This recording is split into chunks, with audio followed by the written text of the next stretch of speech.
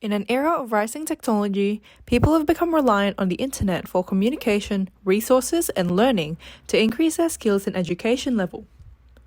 The internet allows for education beyond formalized settings through means of research, free self-paced online courses, and distance education.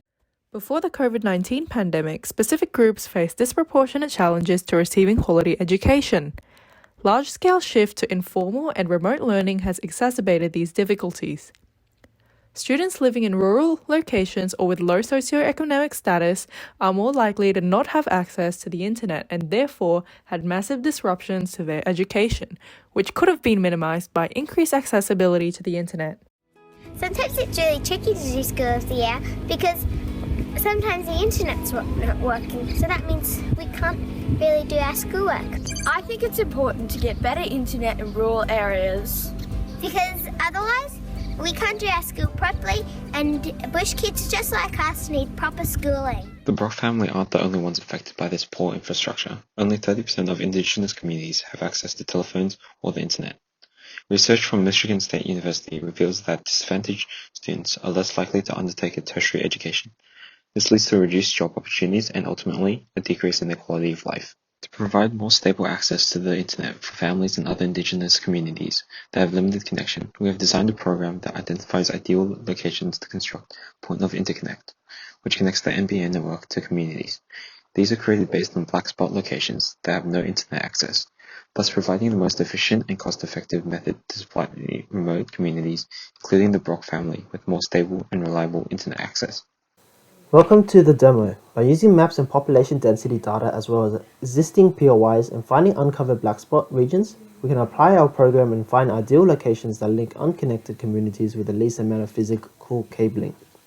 Our program uses Crisscross algorithm to efficiently network communities. In this example, we connect the red towns to the point of interconnects, providing NBN connection for those within those communities. In the future, we aim to make our product more user-friendly and adopt Google's Distance API to prioritize routes following roads, as they will be cheaper to install cabling. Other features to add include being able to avoid significant landmarks or specific landforms that will increase the cost of installing infrastructure. Increasing internet access for remote and Indigenous communities is also a major goal of these global charities and nonprofits, as well as government policy. For example, the Australian government's slow NBN rollout is a part of a worldwide effort addressing the lack of adequate access to the internet. This speaks for the viability of our product as one that works on streamlining the expansion of established infrastructure as opposed to introducing radical new technology. With the infrastructure in place, remote communities not only gain access to a whole world of knowledge, but improved ease and speed of communication, faster alerts and more perspectives on current world issues and crises, making for more informed and educated global citizens. The product we have presented today is one of many that works towards a future with everyone connected to the internet, thereby truly living up to its name as a World Wide Web. It will be one of many steps we make towards more equitable, accessible education, specifically for rural and low-income communities.